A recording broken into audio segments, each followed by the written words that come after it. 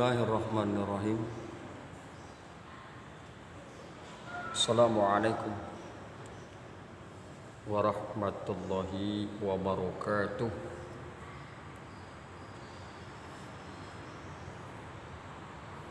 Kajian pada pagi hari ini yaitu Kitabul Hajj. Kitab berkaitan dengan masalah haji. Alhamdulillah, kemarin beberapa hari yang lalu telah dibahas berkaitan dengan masalah puasa, dan terakhir dibahas masalah iktikaf. Iktikaf itu dalam rangka takarrub ilallah, mencari ridha Allah Subhanahu wa taala, dalam rangka mendekatkan diri kepada Allah Subhanahu wa taala.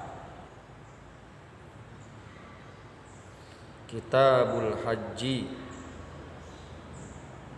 kitab haji.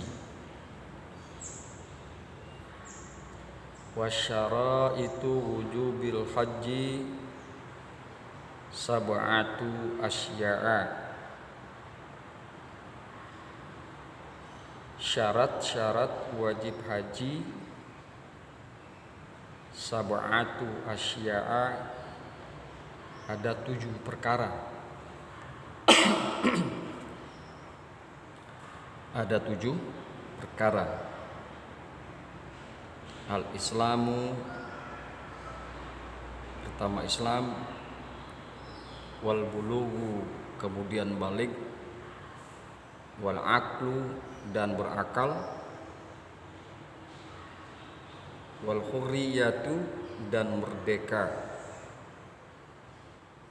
wa wujuduz zadi, dan ada perbekalan, warrahilati, dan kendaraan, wa takhliyatut thoriq,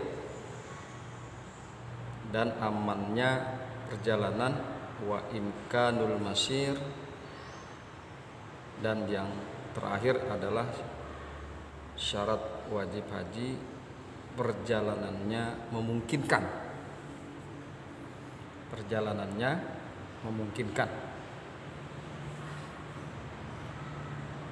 Itulah syarat-syarat wajib haji yang harus dipenuhi. Wa syaraitu wujubil haji sab'atu asya'a, dan syarat-syarat wajib haji ada 7 perkara.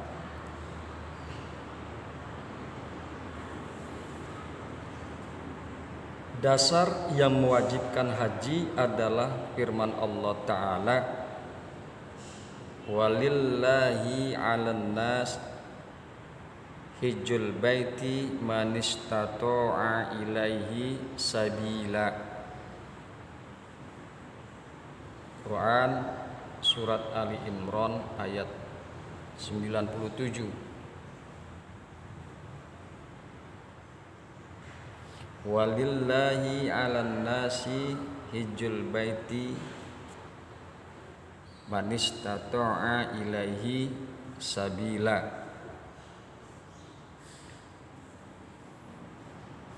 Mengerjakan haji adalah kewajiban manusia terhadap Allah, yaitu bagi orang yang sanggup mengadakan perjalanan ke Baitullah, yang sanggup mengadakan perjalanan ke Baitullah. Bagi yang tidak sanggup, tidak menjadi wajib. Makanya dikemukakan oleh Allah, man istata'a ilaihi sabila. Kemudian ada beberapa hadis Di antaranya adalah hadis yang diriwayatkan oleh Muslim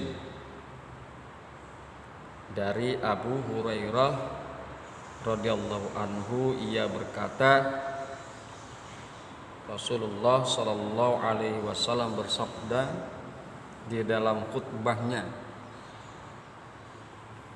Beliau berkhutbah kepada kami, sabdanya, ayyuhan nas qad faradallahu alaikumul hajja fahujju. Ayyuhan nas, wahai manusia, qad faradallahu alaikumul hajja, sesungguhnya Allah telah memfardukan, sesungguhnya Allah telah mewajibkan atas kalian untuk haji. Wahai manusia, Allah telah mewajibkan haji pada kalian sekalian. Wahujju, maka berhajilah. Dan hadis riwayat Imam Bukhari dan Muslim, buniyal Islamu ala khamsin, dibangun Islam itu atas 5 perkara. Salah satunya adalah haji. Salah satu daripada 5 perkara tersebut adalah haji.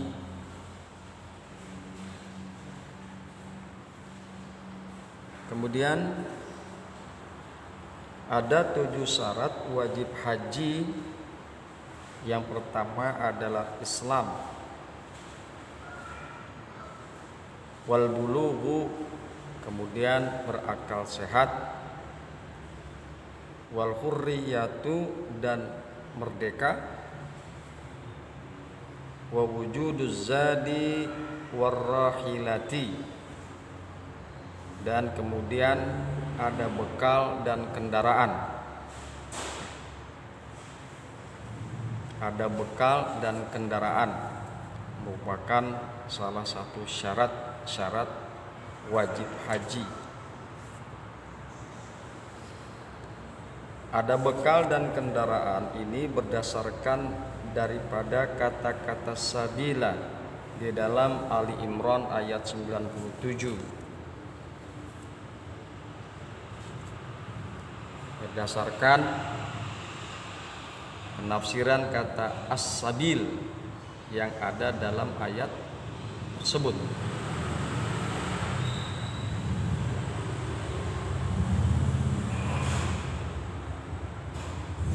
Diriwayatkan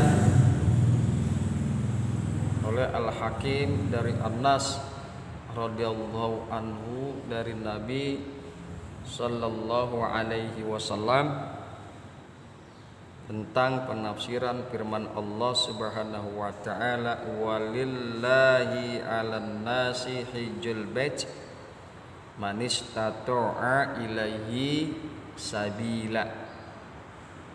Perhatikan kata-kata sabila, as-sabil. Perawi berkata, kepada Rasulullah ditanyakan, apakah yang dimaksud dengan sabil? Sabda beliau, bekal dan kendaraan. Perawi berkata, hadis ini sahih. Kemudian syarat yang berikutnya adalah wa tahliyatut tariqi wa imkanul masiri, amannya perjalanan dan perjalanannya memungkinkan. Jalan yang hendak ditempuh aman dari gangguan-gangguan. aman dari gangguan-gangguan kejahatan-kejahatan, perampokan-perampokan dan lain sebagainya. Dan masih ada kesempatan untuk sampai ke tujuan. Dan masih ada kesempatan untuk sampai ke tujuan, yaitu sampai ke Baitullah, Makkatul Mukarramah. Itulah kira-kira syarat-syarat wajib haji sab'atu asya'a, 7 perkara. Pertama, Islam, balik, berakal sehat, merdeka, ada bekal dan kendaraan, amannya perjalanan dan perjalanannya memungkinkan.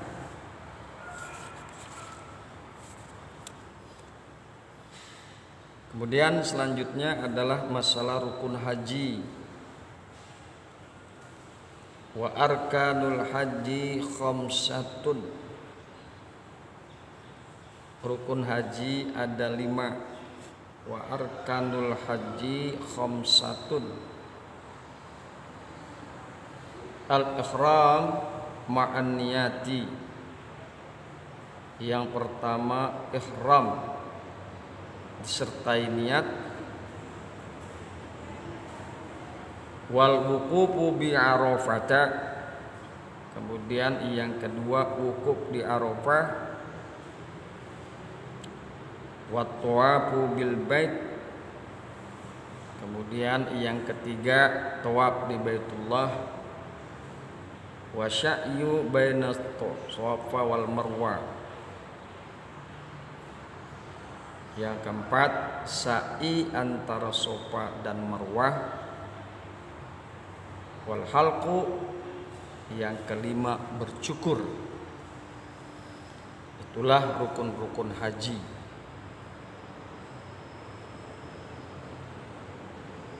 Kemudian dalil daripada rukun-rukun haji tersebut adalah Bismillahirrahmanirrahim. Wa arkanul haji khamsatun. Rukun-rukun haji ada 5. Al-ihramu ma'an niyati. Ihram beserta niat. Ihram disertai niat. Ihram adalah berniat untuk mengerjakan haji atau umrah. Disebutkan dalam kitab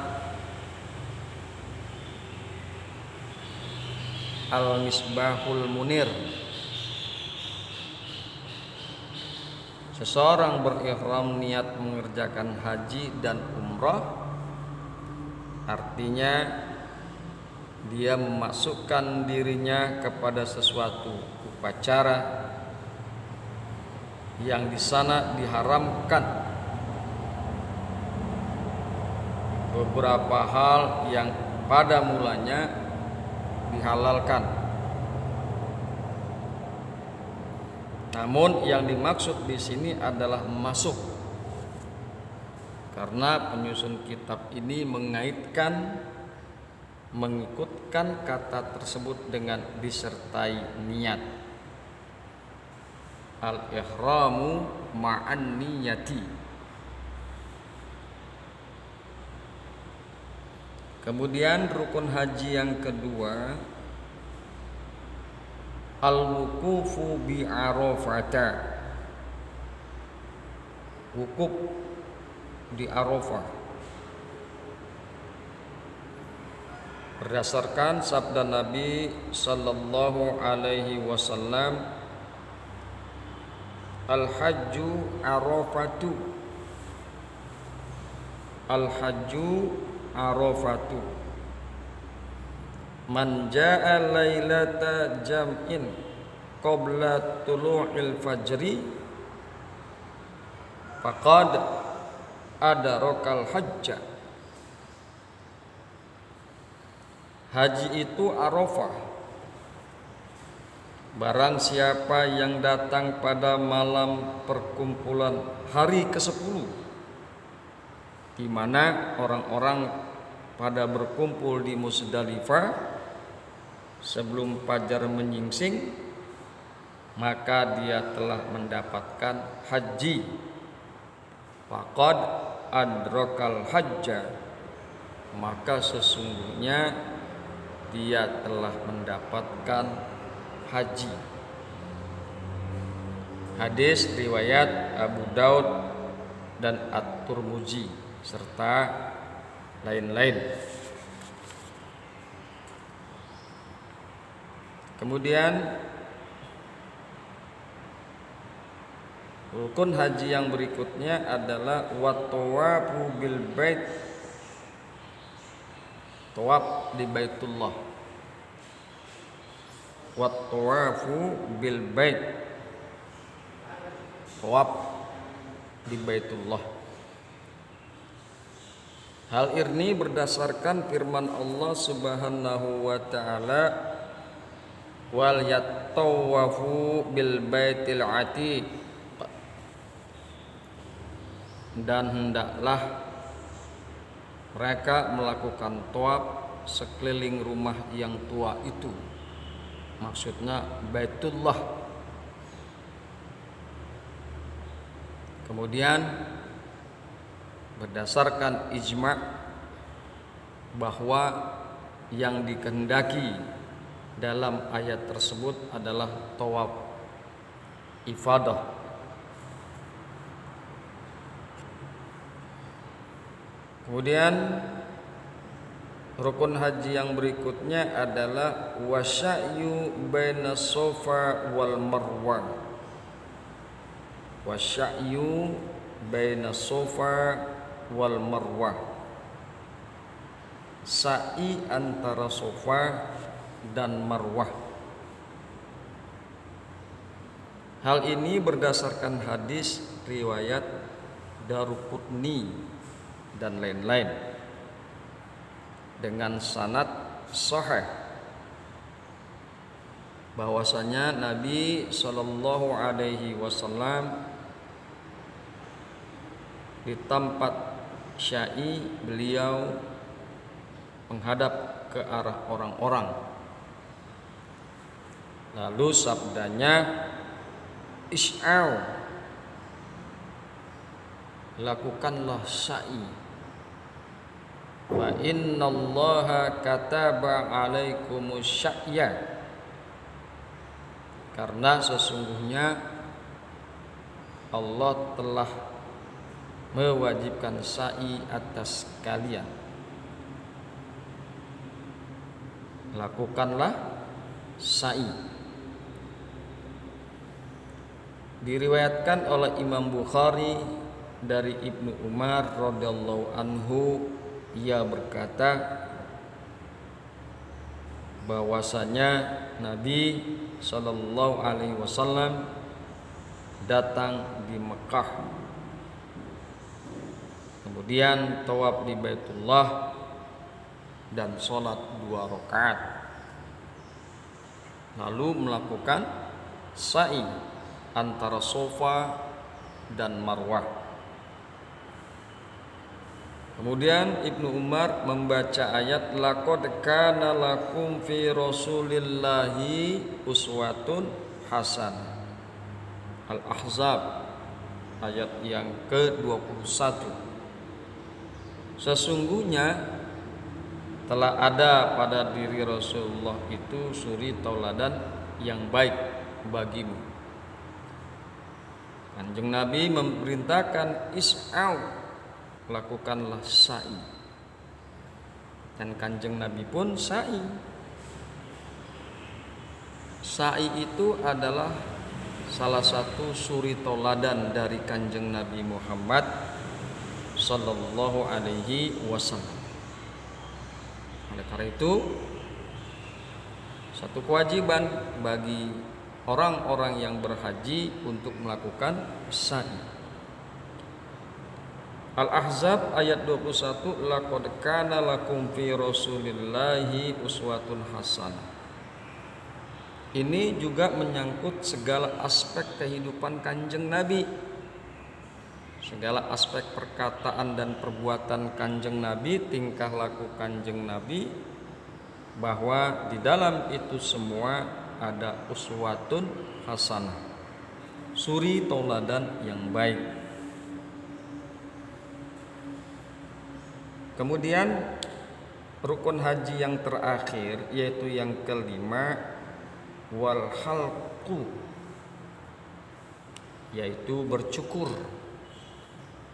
Wal halqu, yakni bercukur. Bercukur sebagian kepala atau hanya menggunting. Diriwayatkan oleh Imam Bukhari dan Muslim dan lain-lain dari Anas bin Malik radhiyallahu anhu bahwasanya Rasulullah sallallahu alaihi wasallam datang di Mina, lalu menghampiri jumrah dan melemparnya, lalu menuju rumahnya di Mina dan menyembelih kurban. Kemudian berkata kepada tukang cukur, ambillah. Dalam riwayat lain beliau bersabda, cukurlah, sambil beliau menunjuk kepada sebelah kanan dan kiri. Kemudian beliau berikan kepada orang-orang. Cukur bagi laki-laki lebih baik daripada hanya menggunting sedikit rambut saja. Berdasarkan yang telah diperbuat oleh Rasulullah sallallahu alaihi wasallam dan dalam hadis tersebut, dan juga berdasarkan sabda beliau sallallahu alaihi wasallam, Allahumma arhamnil muhalliqina, qalu wal muqassirina ya Rasulullah, qalla Allahumma arhamil muhalliqina, qalu muqassirina ya Rasulullah, qala wal muqassirin. Ya Allah, rahmatilah orang-orang yang bercukur. Para sahabat berkata, dan orang-orang yang menggunting wahai Rasulullah. Beliau berkata, ya Allah, rahmatilah orang-orang yang bercukur. Para sahabat berkata, dan orang-orang yang menggunting wahai Rasulullah. Sabda beliau, dan orang-orang yang menggunting. Hadis riwayat Imam Bukhari, Imam Muslim dan lain-lain. Sedangkan bagi wanita sebaiknya hanya menggunting sedikit rambutnya saja. Cukur bagi wanita makruh berdasarkan sabda Nabi sallallahu alaihi wasallam, laisa 'alan nisa'il halqu. Cukur itu bukan untuk wanita. Laisa 'alan nisa'il halqu, cukur itu bukan untuk wanita. Innama 'alan nisa'i at-taqsiru. Sesungguhnya untuk wanita adalah menggunting. Hadis riwayat At-Tirmidzi.